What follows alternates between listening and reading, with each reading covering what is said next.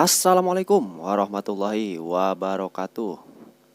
Oke teman-teman, balik lagi di channel YouTube-nya Sam Elektro. Channel servis abal-abal. Channel servis campur aduk. Dan yang penting dibayar. Hehe. Oke, bercanda ya teman-teman. Oke, kali ini saya ada servisan sebuah handphone Huawei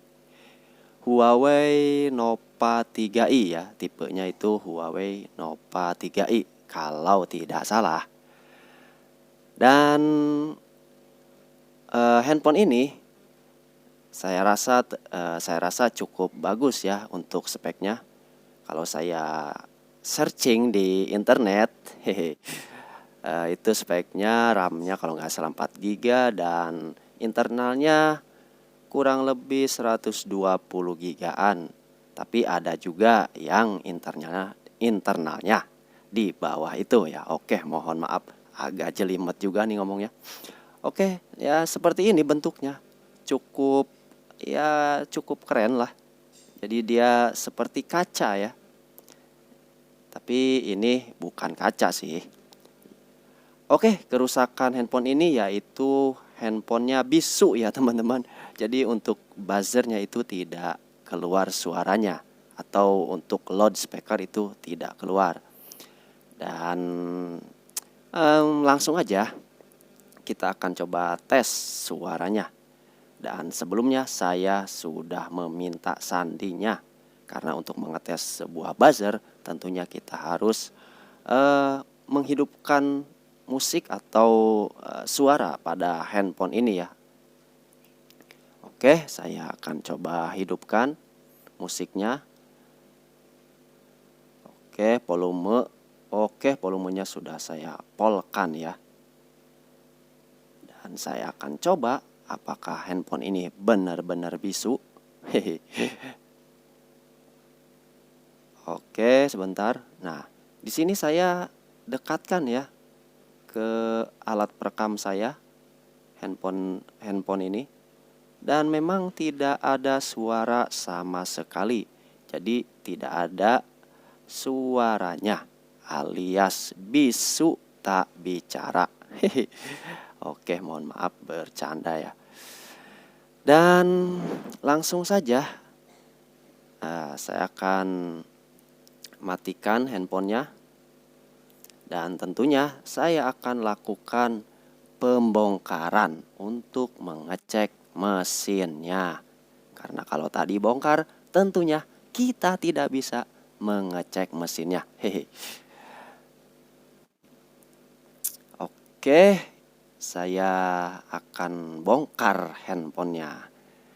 Dan saya sudah ada ya, itu di sebelah handphone ada sebuah seperti seng. Itu adalah alat penseset atau pembuka sebuah LCD ya.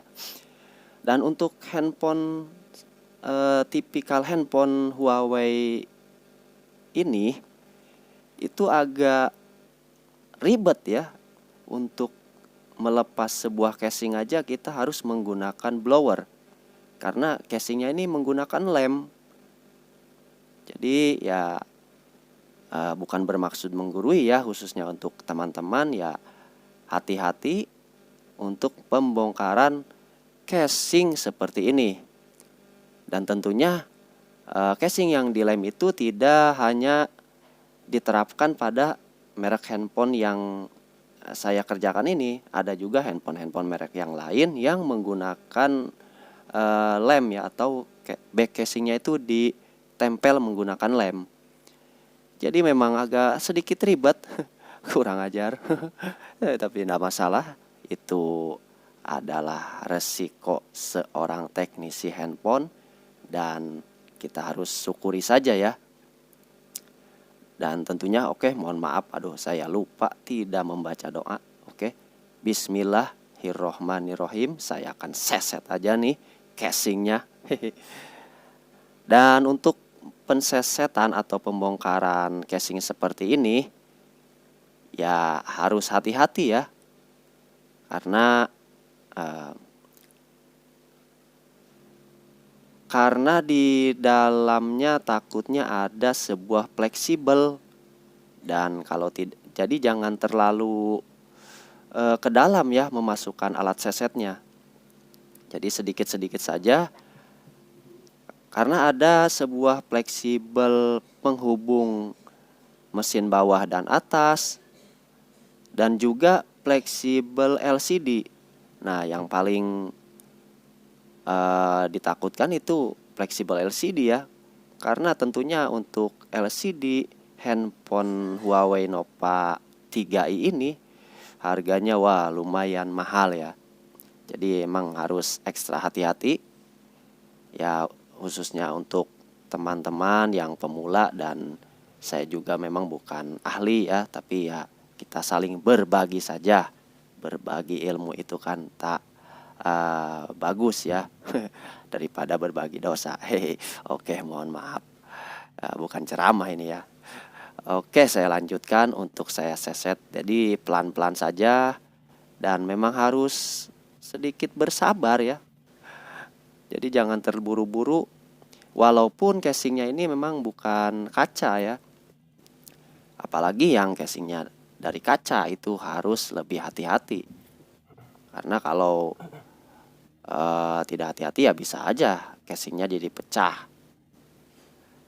Dan kalaupun ada lemnya yang masih keras, kita blower ulang biar lebih meleleh ya ininya apa lemnya. Dan kalau teman-teman tidak punya blower pun ya mungkin mau bongkar sendiri, tidak dibawa ke tempat servis, bisa ya. Jadi kita gunakan ini aja apa namanya, hair dryer mungkin, atau ya alat pemanas yang lain ya, atau mungkin bisa aja dibakar. Hehe. Nah, tentunya kalau dibakar ya hangus semua ya. Dan hati-hati, di sini ada sebuah fingerprint atau fleksibel fingerprint. Dan ini sudah sedikit terbuka, dan saya pun melakukannya ya pelan-pelan saja karena takutnya fleksibel fingerprintnya menjadi robek, dan tentunya itu bisa nombok. Hehe. Oke, sudah terbuka ya. Dan seperti itu ya. Oke, mohon maaf ya videonya saya agak percepat karena durasi tentunya ya. Karena ini memang agak lama juga untuk membuka casing seperti ini. Ya, ya seperti saya bilang memang agak sedikit ribet, tapi tentunya kita harus syukuri saja ya, ada sebuah servisan berarti ada rezeki. Amin. Oke, dan buat teman-teman ya mudah-mudahan selalu mendapatkan servisan yang ya yang mudah lah, mudah-mudahan. Oke, saya lepas fingerprintnya dan alhamdulillah sudah bisa terlepas. Dan saya rasa ini sudah aman ya untuk fleksibel fingerprint. Sepertinya tidak masalah. Dan untuk baut-bautnya jangan lupa dirapihkan ya. Jadi jangan sampai baut yang sudah kita lepas, ketika kita mau merapihkan ulang atau memasang kembali itu bautnya pada hilang. Jadi kita kumpulkan saja. Dan di sini saya lepaskan baterainya, juga saya akan melepas mesin bawah. Dan di sini saya akan coba lepas buzzernya ya, atau speakernya, karena speakernya itu dia menyatu tentunya dengan casing pelindung yang ada di dalam ini ya. Dan saya blower ulang karena ada sisa-sisa lem ya yang mungkin melumer dia, jadi casing dalam ini terkena lem. Jadi saya blower ulang lagi untuk apa namanya, lebih gampang lah untuk melepasnya. Dan memang handphone ini pernah diservis sama saya, itu mengganti apa itu namanya, mengganti baterai ya. Jadi dulu saya pernah membongkar handphone ini, memang agak sedikit ribet. Jadi saya dulu pernah mengerjakan handphone ini hanya sekedar untuk mengganti baterai saja. Dan jadi saya sudah tahu ya, fleksibel penghubung mesin bawah dan atas itu ada di atas. dan juga fleksibel. Untuk LCD dia ada di atas baterai. Kalau yang di bawah baterai mungkin ya lebih aman ya. Dan di sini saya akan lepas kabel antena ya. Itu ada kabel anteni deh. Aduh, oke, mohon maaf agak jelimet. Kabel antena ya dilepas juga. Dan saya coba cek-cek di konektor casnya ini. Takutnya ada kotoran-kotoran, karena memang kotoran ini bisa aja menyebabkan jalurnya dia terganggu ya. Oke, saya akan di sini saya cek untuk konektor yang ada di mesin. Jadi saya cek secara visual saja dulu. Siapa tahu dia ada sebuah kotoran mungkin yang menempel. Karena kotoran-kotoran di sebuah handphone itu kadang tidak terlihat ya, karena sama-sama kecil. Komponennya pada kecil dan kotoran-kotorannya pun kadang kecil. Jadi memang tidak terlihat secara kasat mata ya. Jadi saya menggunakan kaca pembesar ya. Dan hati-hati juga untuk pelepasan mesin bawah ini ya, karena ada banyak komponen juga. Jadi takutnya komponennya ada tercongkel, malah jadi lebih ribet nanti pengerjaannya ya. Karena tentunya untuk komponen sebuah handphone itu kan berbeda bentuknya, dia lebih kecil dibanding dengan komponen yang ada di TV tabung ya. Kalau di TV tabung dia pada besar, resisornya besar, elko-nya besar, kapasitornya pada besar ya. Kalau di handphone kan kecil-kecil dia.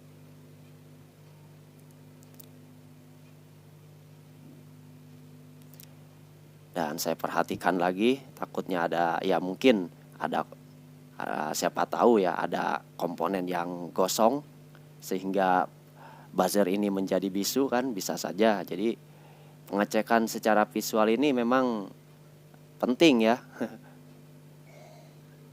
Jadi cek ulang aja dulu. Dan setelah saya melakukan pengecekan secara visual dan saya lakukan juga pembersihan di konektor-konektornya, saatnya saya akan coba ya. Siapa tahu dengan membersihkan saja dia bisa berhasil, siapa tahu kan. Jadi kita akan tes aja dulu dan mudah-mudahan bisa berhasil. Oke, volume pun saya sudah besarkan ya. Oke, mudah-mudahan ya.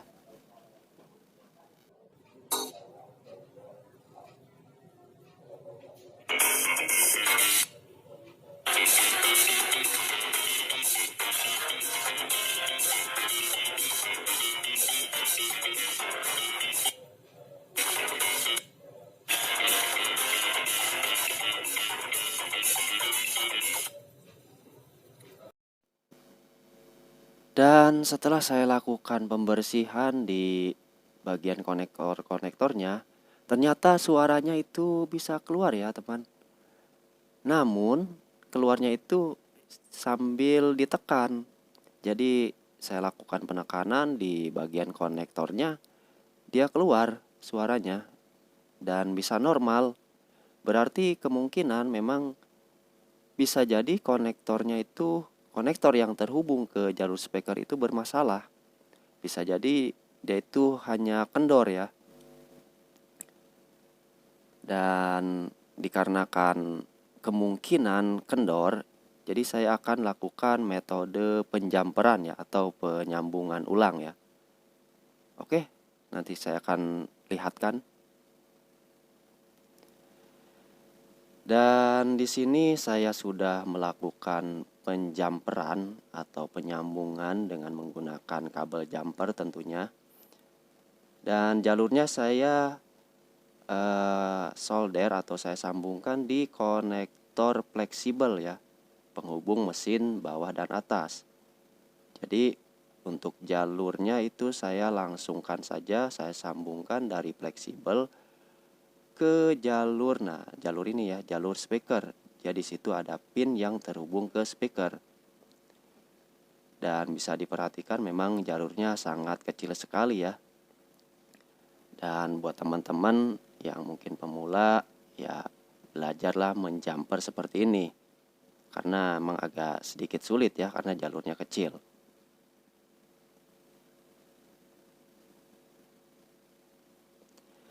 Oke, saya langsung rapikan saja dan kita akan coba tes ya.